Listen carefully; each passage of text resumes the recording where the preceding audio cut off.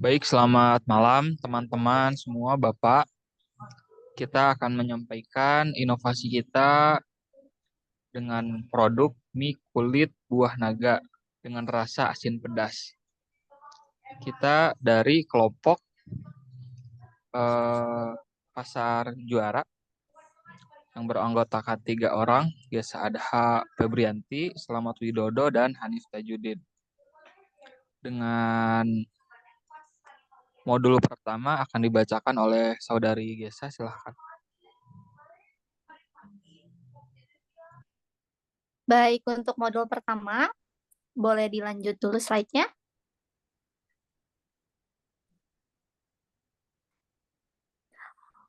Oke, modul pertama kreativitas dan inovasi. Inovasi itu apa sih?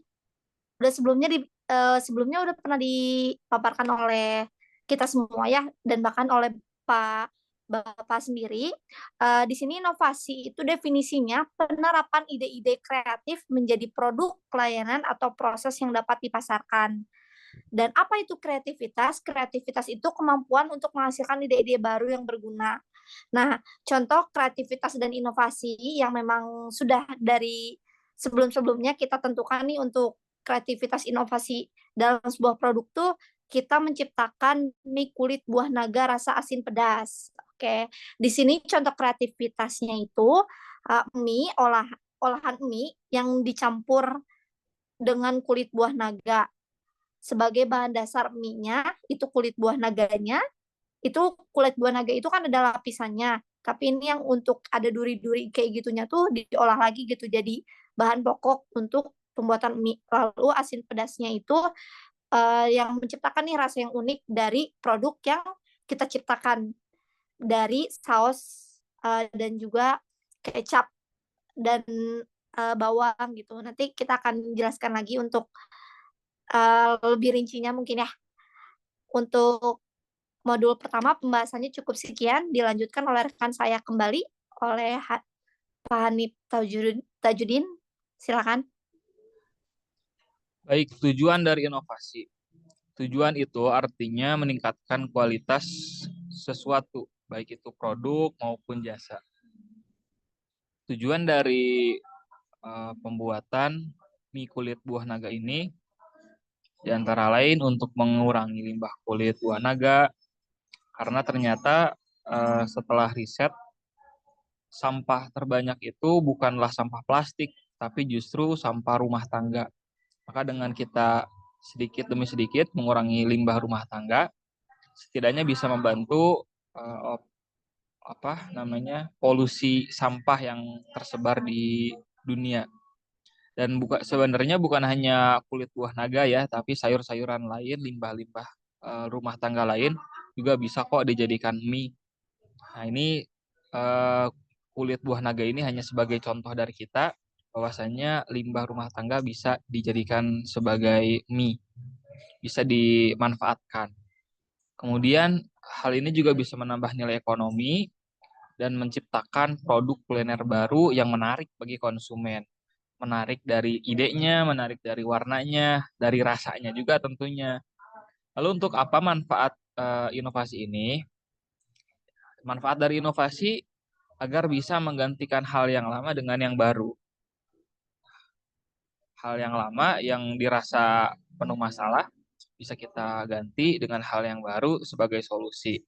Nah, manfaat dari kulit buah naga ini adalah menarik perhatian konsumen untuk meningkatkan penjualan dan memberikan keunggulan kompetitif di pasar makanan. Baik, selanjutnya saya persilahkan untuk Saudara Dodo.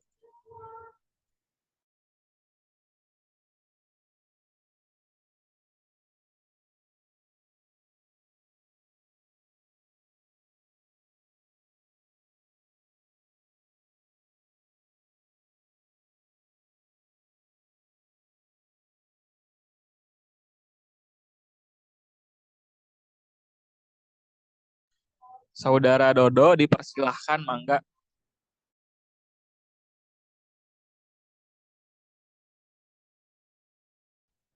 Ini pika 3. Apa seperti 3? Dia model 3. Maaf ya, di mode ketiga ini berdasarkan 2 poin, yaitu yang ke satu kelebihan dan kekurangan. Di kelebihan, manfaat bahan baku yang murah, yang berlimpah, dan yang kedua menawarkan cita rasa yang berbeda dari produk lain di pasar tradisional. Yang di kelebihan ketiga meningkatkan kesadaran lingkungan dengan mengolah limbah dapur seperti sayuran dan lain-lain. Jadi dan di poin kekurangannya menerima kata yang mungkin merendah karena kekurangan edukasi konsumen pada pasar. Dan yang kedua, yang kurangan memerlukan konsep produksi yang khusus dan mungkin lebih kompleks. Terima kasih. Lanjut.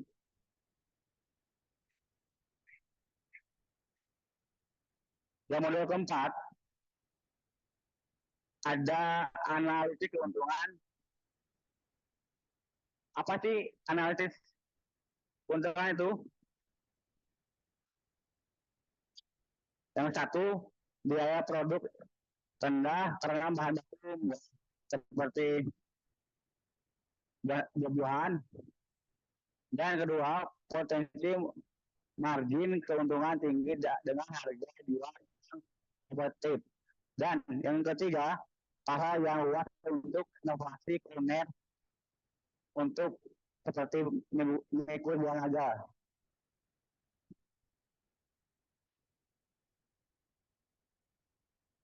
Keuntungan atau laba rugi adalah manfaat finansial yang jika pendapatan bisnis lebih mengeluarkan biaya dan pajak yang terlebih dalam aktivitas bisnis tersebut.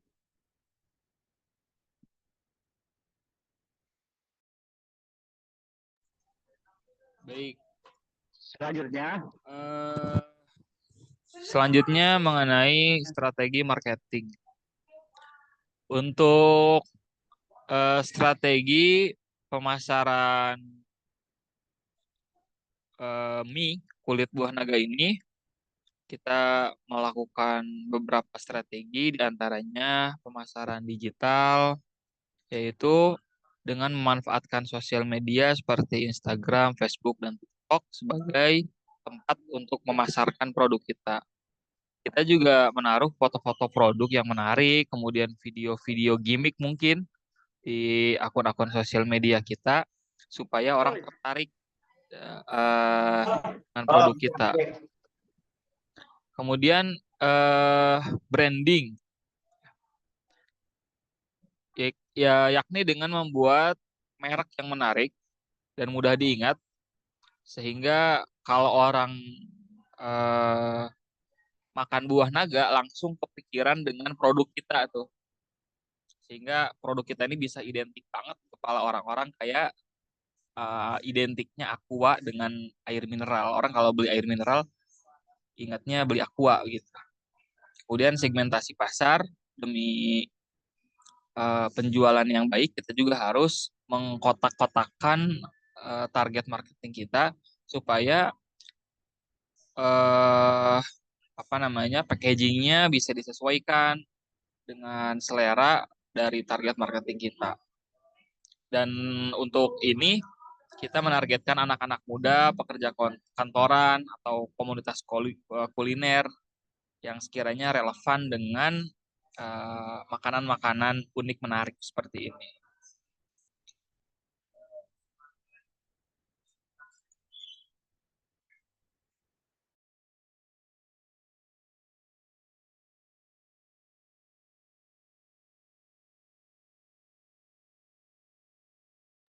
Mangga, selanjutnya Gesa boleh dilanjutkan.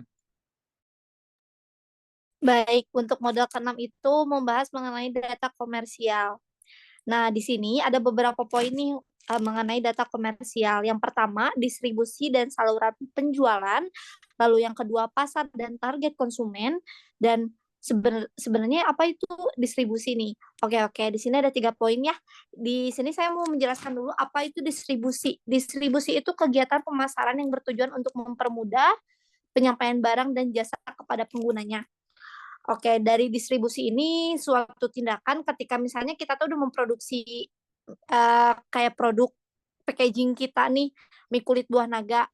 Justru dengan adanya distribusi kepada pihak lain atau reseller reseller atau penyaluran barang ke yang lain, pastinya itu tuh akan menambah porsi atau menambah keuntungan untuk nantinya jika bisnis ini itu dijalankan gitu. Jadi distribusi ini betul-betul sangat dipentingkan untuk keberlangsungan inovasi bisnis kitanya nanti nih untuk mie kulit buah naga gitu. Lalu di sini juga ada 2 poin. Yang pertama distribusi dan saluran penjualan, di mana kita mengambil poinnya itu penjualan langsung di gerai, stand atau kios. Jadi nggak cuma hanya didistribusikan kepada pihak-pihak lain atau reseller, reseller atau orang-orang yang mau jualin lagi, tapi kita juga nih rencananya untuk ada semacam kayak gerai atau stand atau misalnya ada event-event juga kita ikut join tuh kayak event konser misalnya. Lalu penjualan online melalui platform GoFood, GrabFood, ShopeeFood itu juga pastinya kan orang nih yang dia tuh mau nyobain produk kita tuh nggak usah pergi jauh-jauh buat datang ke kios kita, cukup lewat aplikasi dengan menggunakan jarinya lewat laptop ataupun lewat tab dan lewat alat komunikasi lainnya gitu seperti kayak tab, handphone dan lain-lainnya juga mudah gitu mendapatkan produk kita gitu. Lalu untuk yang ketiga ada kemitraan kafe. Kita juga bisa masukin nih kemasan yang memang udah jadi packagingnya itu ke kafe-kafe. Jadi kan kalau untuk di kafe juga nggak cuman ada minuman juga nih, makanan juga kan pastinya ada. Kita juga masukin tuh ke kafe-kafe buat mie kulit buah naga tersebut nantinya. Lalu yang poin kedua ada pasar dan target konsumen. Di sini itu karena memang kan kita namain mie kulit buah naga pedas manis, itu tuh ada opsi bisa misalnya mau manis aja atau pedas aja.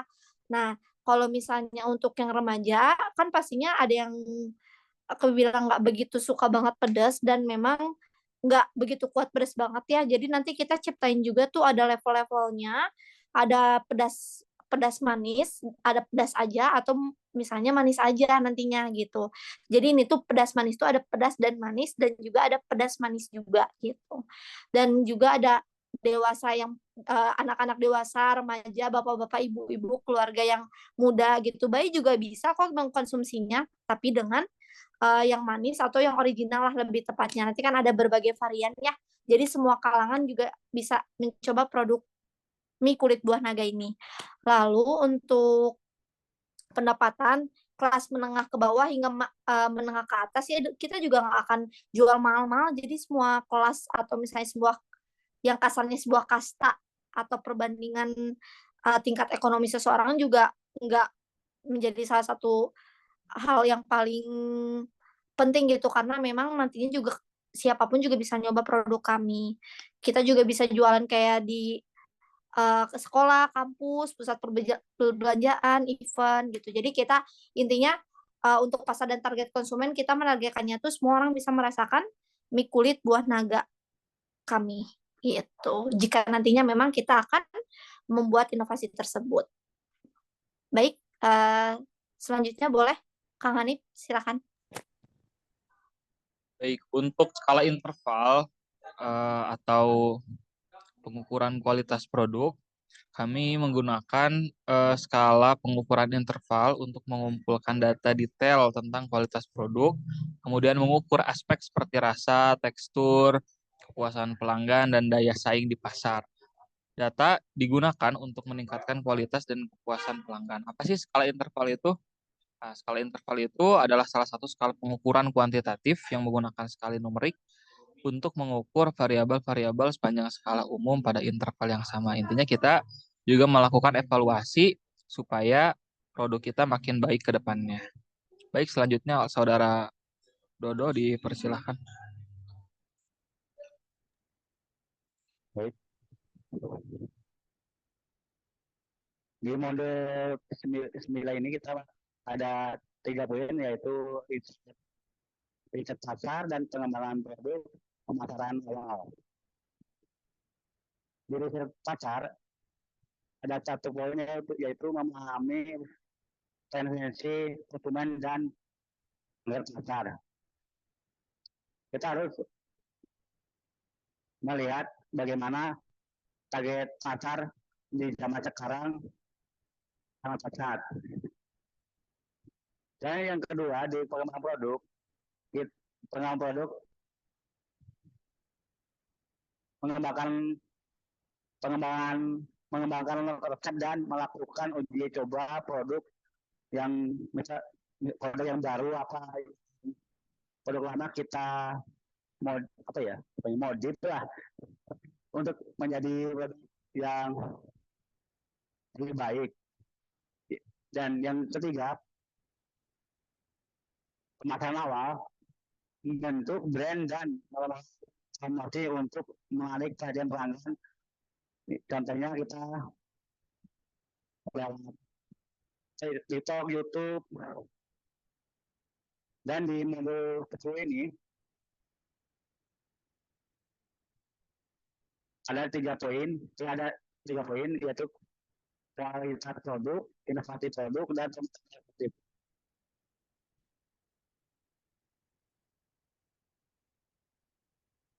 Di kualitas produk ini, tolong nih, balik lagi.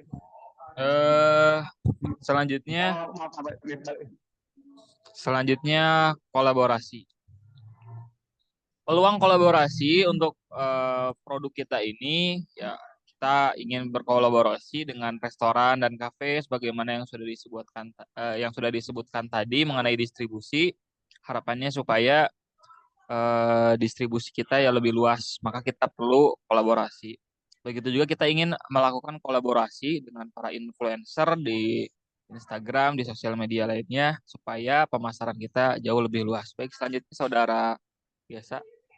Saudari Gesa. Baik, untuk selanjutnya modul ke-12 yang sudah kita pelajari ini membahas mengenai prediksi masa depan. Prediksi masa depan itu kayak semacam apa ya? Kayak bisa disebut ancang-ancang gitu. Bisa disebut juga kayak sebuah checklist atau harapan atau mungkin sebuah tujuan untuk kedepannya. Nah, di sini sebelum ke tren dan prediksi, ada yang dimaksud kolaborasi dalam prediksi masa depan. Kolaborasi yang dimaksud perkiraan tren adalah proses menggunakan riset pasar dan data konsumen untuk membuat prediksi tentang kebiasaan referensi pembelian pelanggan di masa depan. Jadi dengan adanya tren atau misalnya kita sekarang lagi tren ini nih, pokoknya di setiap tren, di setiap zaman itu tuh akan mempengaruhi daya saing atau misalnya untuk mempengaruhi ketika nanti kita menghasilkan produk dan membuat menjadi bisnis gitu. Jadi tren itu sangat penting akan kemajuan sebuah bisnis atau inovasi yang bakal kita jadiin bisnis ini. Lalu ada tren dan prediksi yang dimana peningkatan permintaan untuk makan inovatif dan tradisional. Jadi ada peningkatan karena nantinya mungkin ke depannya tren-tren makanan-makanan sehat yang sekarang juga lagi musim juga bakal lebih digemari sama masyarakat gitu.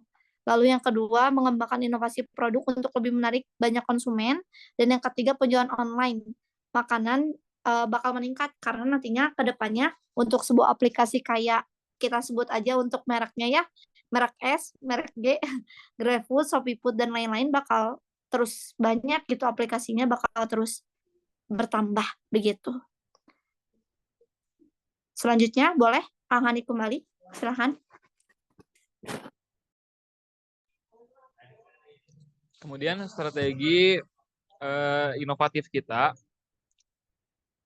yakni strategi inovatif itu rencana yang kita gunakan untuk memetakan visi, misi, dan proposisi nilai di setiap pasar pelanggan. Nah, untuk produk kita ini, kita ingin mengembangkan varian rasa yang unik, seperti rasa keju, barbecue, atau bahkan mie kari, Kemudian kita ingin menggunakan bahan alternatif lain yang juga sehat dan ramah lingkungan seperti dibilang di awal. Bisa dari buah-buahan lain atau sayur-sayuran bahkan. Yang intinya sih mengurangi limbah rumah tangga. Terakhir kita ingin mengkombinasikan elemen kuliner lain untuk menciptakan produk hibrida. Seperti pizza kulit buah naga atau bakso kulit buah naga dan lain-lain. Baik, mungkin sekian. Oh, ada satu lagi, maaf. Silakan, Saudara Dodo, terakhir.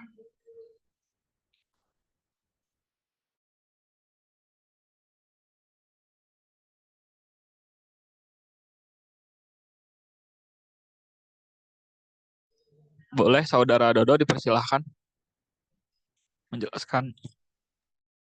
Ya, maaf. Tadi ada gangguan.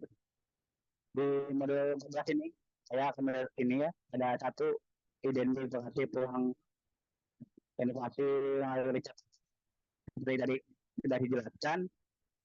Dan yang kedua, proses pengembangan inovasi dengan eksperimen dan pengujian seperti tadi seperti produk kita yaitu mie buah naga. Dan yang ketiga, implementasi dan peluncuran produk secara bertahap. Dan yang keempat, strategi pemasaran dan distribusi yang efektif. Dan yang kelima yaitu evaluasi dan perbaikan kelanjutan berdasarkan umpan baik pelanggan. Terima kasih.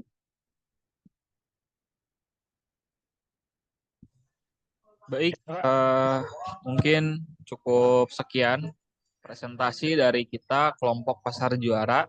Kurang lebihnya mohon maaf. Assalamualaikum warahmatullahi wabarakatuh.